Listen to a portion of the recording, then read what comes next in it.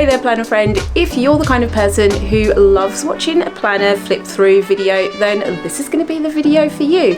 But if you're into more of the decorative planning setups, then I may not be your girl.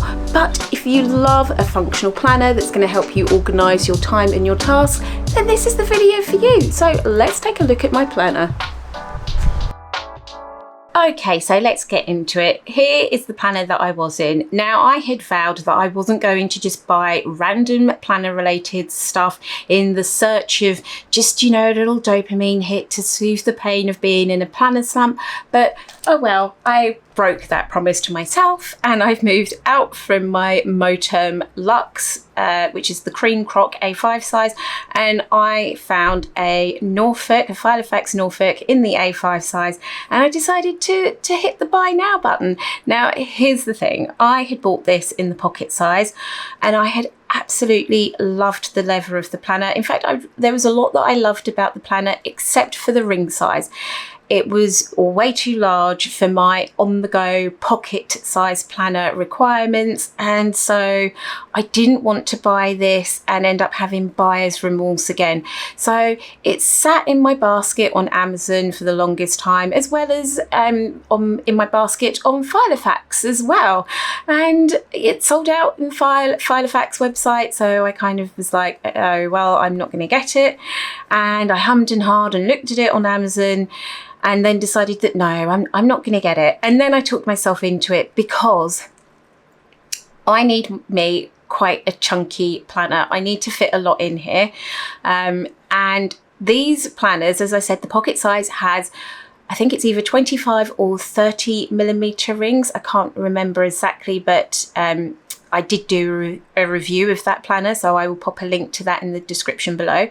But the A5 size Norfolk actually has 38 millimeter rings, so they are ginormous. And the reason that I want these big rings is because this planner with the 30 millimeter rings, so the Moterm Luxes have 30 millimeter rings, it was just kind of struggling with everything that I was trying to squeeze in here. And it's not because I've got a gazillion planner sections.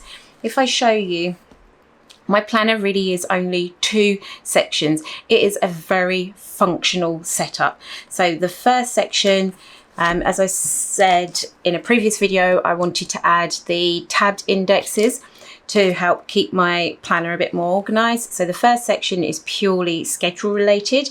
In here I've got a quarterly, a month on 2 pages, and then a weekly hour appointment schedule, which I'll show you in a minute.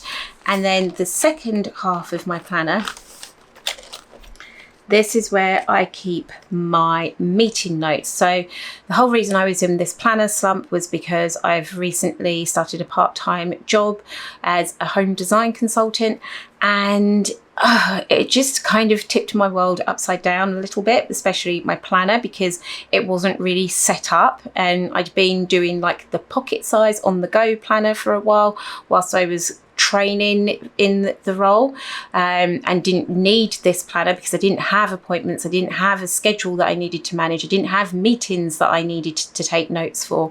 So once I actually got into the role, it became apparent that how I was doing my meeting notes, it wasn't going to work. I needed to keep them organized with the A to Z index, and it just makes it quicker for me to go from one client to the next and find their project details and have everything there to hand.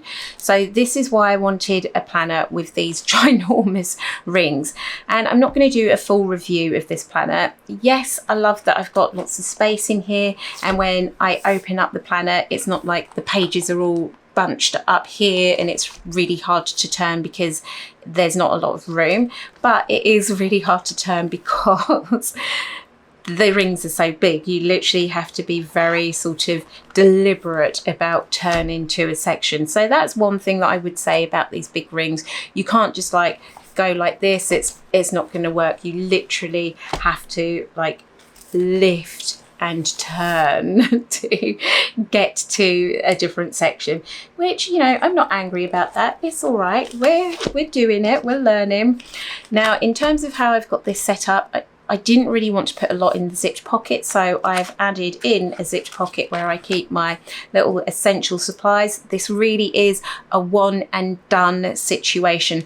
I don't want to be carrying around no extra pencil case, this, that and the other. Oh, I need to pull out my thing with all of my arrangement of highlighter pens, and no, I just need to have everything to hand in one place so I can grab this and go and know that if I need to stick a sticker down, I've got some tweezers. If I need to replace the lead in my pencil, I've got it. Everything is here.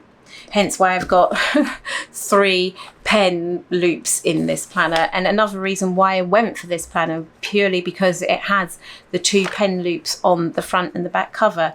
So yeah, one more reason why I went for this planner, even though it had sold out on Filofax. I actually thought, when I decided that, yeah, I think I do want to try out these 38mm rings and just see if it works for me.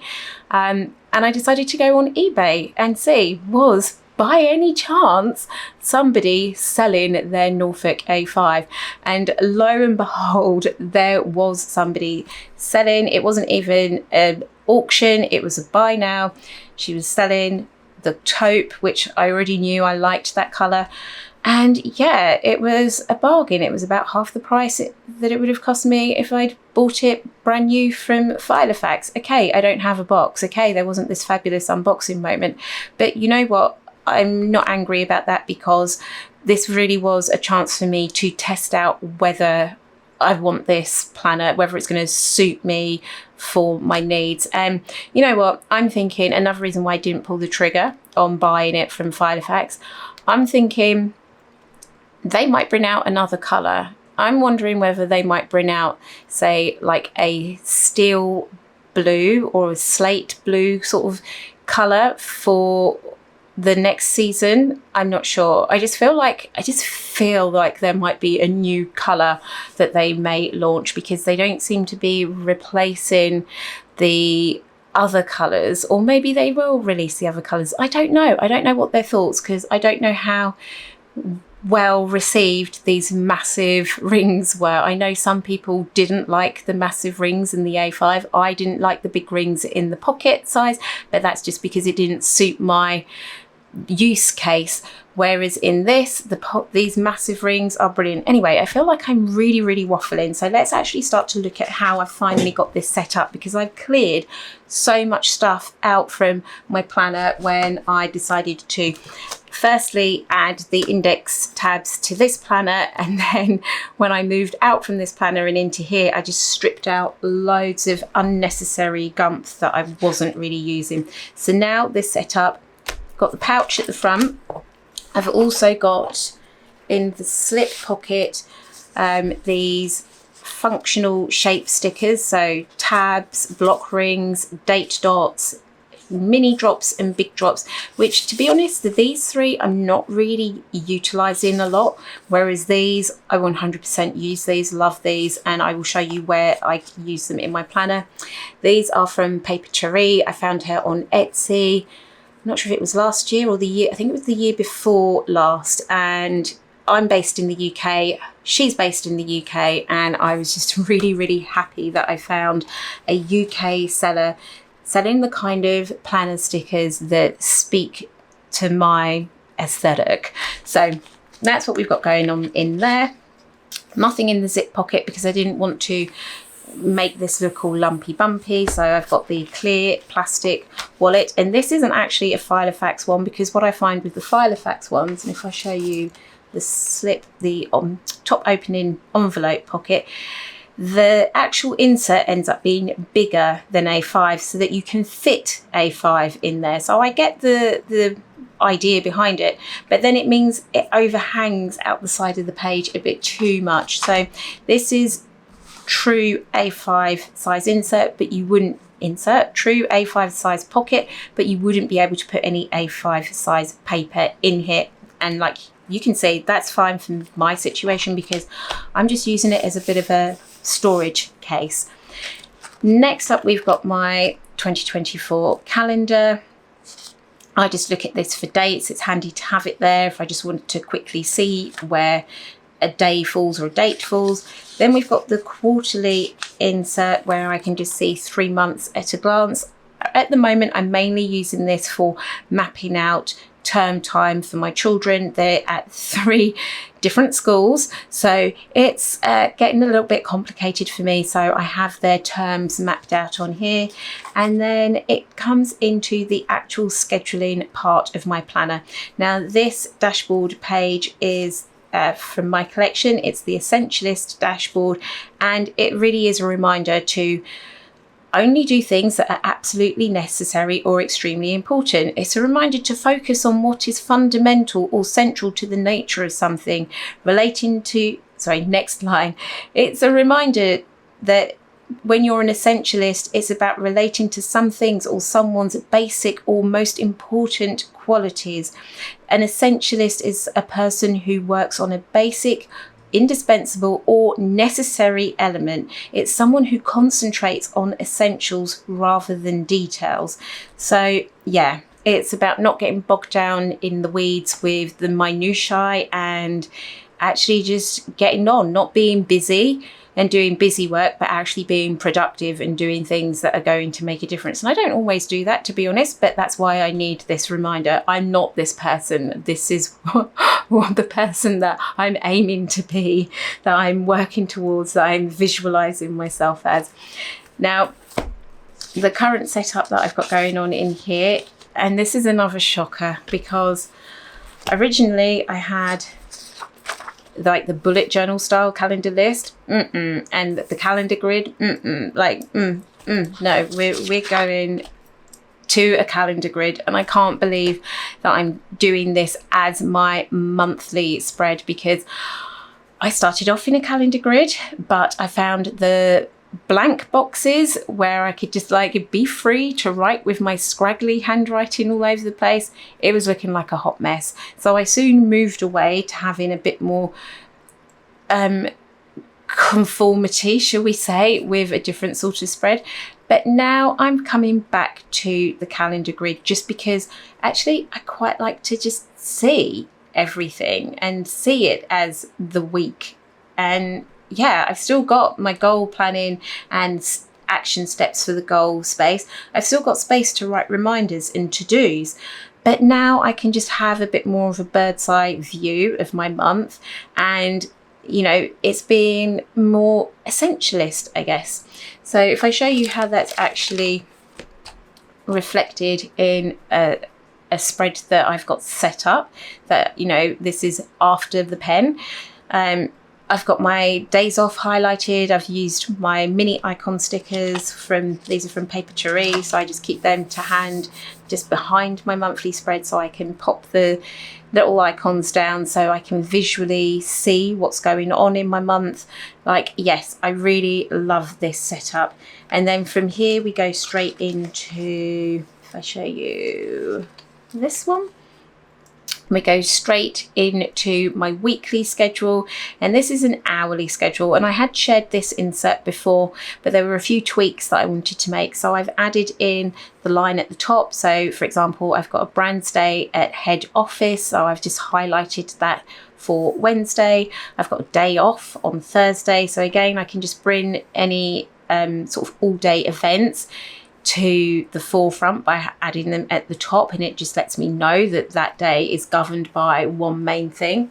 I've also got a little bit of space at the bottom to make any notes. I've also got my top priorities section, the goals and step towards the goals, as well as another little section for notes. So this hourly schedule, I really love it. I use my Tombow to highlight the hours that I'm working, and it just helps to keep me organized. Now, one thing I have done is I've added in the initials from the months at the top here, because again, my handwriting is not the best. It's kind of scrappy. So when I was writing out the dates on here, I'm just like, oh God, I hate to see my handwriting. And I've decided that I will go in with, actually, if I show you this spread, so this is before the pen, and this is where I'm using those date dots, so I'm not having to use my scraggly handwriting, but I'm also using the block rings to indicate the current month that this week is for, and I've added in the year. So yeah, it is what it is. It means I have to redo it for 2025, but all I have to do is change a number and print them out. So yeah, I'm really pleased with this layout. What else can I show you from this? What I didn't show you was on the back of the monthly spread, I've still got space to do my end of month review. So what were my wins? What do I need to revisit? What did I learn? And any notes that I want to have for myself, either for that month or moving into the next month. So that really is my schedule section of my planner. Now, I can't really show you my second section of my planner because these are meeting notes, and there's not really a lot to see in this section anyway. It's just meeting notes, really. I mean, one thing I keep in there will be, and this is why I have a pencil in there, I've got floor plans which I quickly sketch out and add all the measurements into, so that I can then go onto the computer and create a digital version of someone's sitting room floor plan, so I can add furniture to it. The dot grid paper I actually found on Amazon, so I will pop a link below because I've been looking for dot grid paper. It's pre-punched, it's the right size, because the previous dot grid paper I had, I don't know if I've got any blank that I can show you, but it wasn't the full width of the page, so it wasn't really working, but that's by the by. There's also my inbox section, which I'm not really utilising to its fullest potential at the moment, but I'm keeping it in here for now because I might start using it again now that I'm coming out from my planner slump. And then I've got another one of those plastic wallets for keeping my expenses receipts in, my acetate board with my pencil attached to it, and then here's that dot grid paper, just keeping a stack spare at the back of my planner where I can easily get to it when I'm in a meeting. And then I've also got a page lifter at the very back, as well as a space for some of my lesser used but still required icon stickers. These are by Papertarie. I've got my post-it notes at the back as well. These are all paper post-it notes, no more transparent sticky notes that I need a special pen to write on. The only plastic or transparent tabs that I have are these ones, and I just use these to help indicate different clients or projects within, say, one of the sections. So it just helps me to easily find say Kerry's and then Katrina's project. I'm really struggling to think up imaginary names for people rather than using actual clients' names. And that is it. That is my planner set up, and I'm quite happy with this. I've got a few little bits to add, so I will get to that. I feel like I've waffled and I haven't really shared or focused on some of the key aspects of this, but yeah, sometimes a bit of a planner chat to know that people are having the same sort of struggles as you, or you know, someone might have a top tip for me or an FYI or something to add that's going to be just really useful. So yeah, sorry for the waffle. I'll see you in the next video. Bye for now, planner friend. Bye bye bye. Thanks for watching.